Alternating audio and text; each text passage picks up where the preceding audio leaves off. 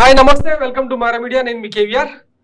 నిన్న రషీద్ కుటుంబాన్ని పరామర్శించేందుకు వెళ్ళిన వైఎస్ జగన్మోహన్ రెడ్డికి అడుగడుగున జననీరాజనం రాష్ట్ర ప్రజలందరూ చూసిందే. అంటే కేవలం నెలన్నర వ్యవధిలోనే ఇంత బౌన్స్ బ్యాక్ అవుతారని కూడా ఎవ్వరు ఊహించలేదు. వాస్తవానికి తాడేపల్లి నుంచి వినుకొండకు ఇంచుమించు 127, 128, 130 కిలోమీటర్లు మధ్యలో చిలకలూరుపేట, నరసరావుపేట ఈ అన్నింటినీ టచ్ చేస్తూ ఆయన కాన్వాయ్ ప్రయాణం సాగింది. దాంతో జనాలు అడుగడుగున నీరాజనాలు పలికిన సందర్భం నిన్న కనిపించింది. పైగా పోలీసులు కూడా ఈ మాజీ ముఖ్యమంత్రి అని అనే సోయి మర్చిపోయి ఆయనకు డకోటా లాంటి గత ముఖ్యమంత్రి వాడిన అదేమంటారు జామర్ వెహికల్ను, సఫారీ వెహికల్ను పెట్టడం, అది మధ్య మధ్యలో మొరాయించడం, ఆయన కారు దిగి వేరే కారులోకి ఎక్కడం, ఇట్లాంటి విచిత్రాలు ఎన్నో జరిగినాయి అనమాట.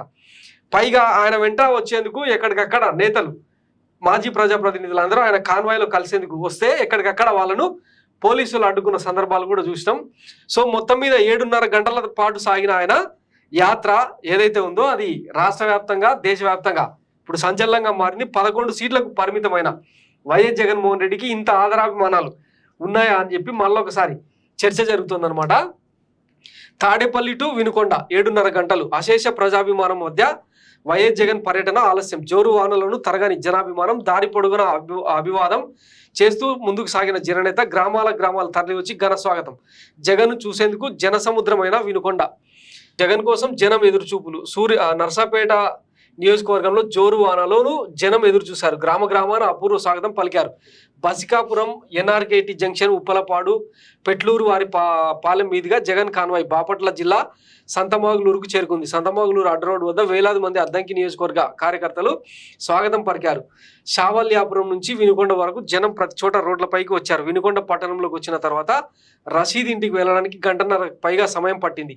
వినుకొండ రూరల్ మండలం విటం రాజుపల్లి నుంచి రాజీవ్ రజక colony, Nirmala school, drivers colony మీదుగా రషీద్ ఇంటికి వరకు ఇసుకేస్తే రాలనంతగా జనం జగన్ కోసం వేచి ఉన్నారు.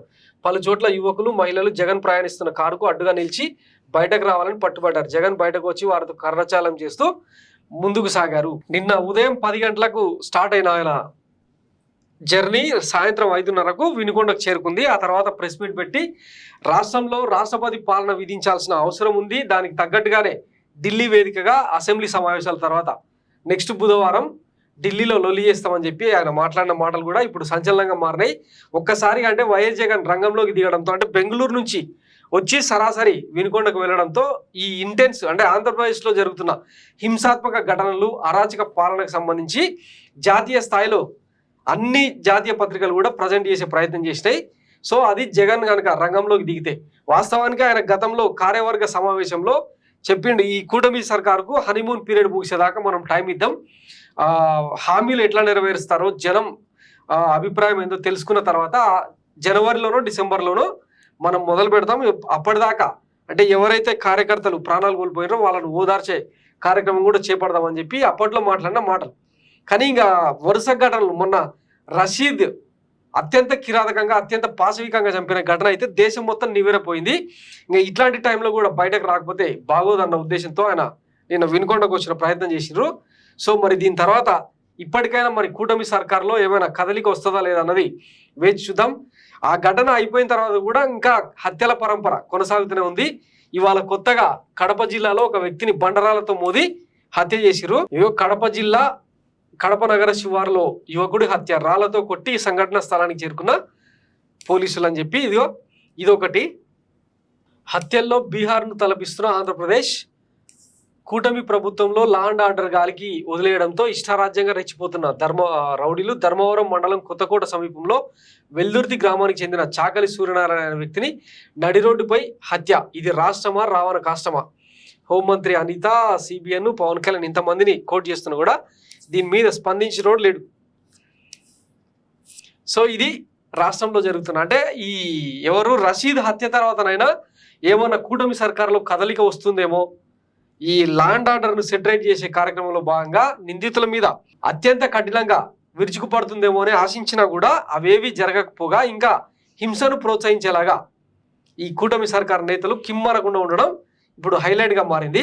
ఇకపోతే దీనికి సంబంధించి అంటే బాధ్యత వహించాల్సిన ఎవరు, మన జగన్మోహన్ రెడ్డి ప్రధానికి లేఖ రాసి రాష్ట్రం విషయంలో జోక్యం చేసుకోండి, మాకు అపాయింట్మెంట్ ఇవ్వండి, జరుగుతున్న ఘటనలు మీకు వివరిస్తామని చెప్తే దానికి ఈమె కొంచెం సర్కాస్టిక్ గా ప్రధానికి జగన్ లేఖ రాయడం విడ్డూరం. బీజేపీ రాష్ట్ర అధ్యక్షురాలు పురంధేశ్వరి రాష్ట్రంలో పరిస్థితులపై మాజీ సీఎం వైఎస్ జగన్ ప్రధాని మోడీకి లేఖ రాయడం విడ్డూరంగా ఉందని ఏపీ బీజేపీ అధ్యక్షురాలు దగ్గుబాటి పురంధేశ్వరి పేర్కొన్నారు.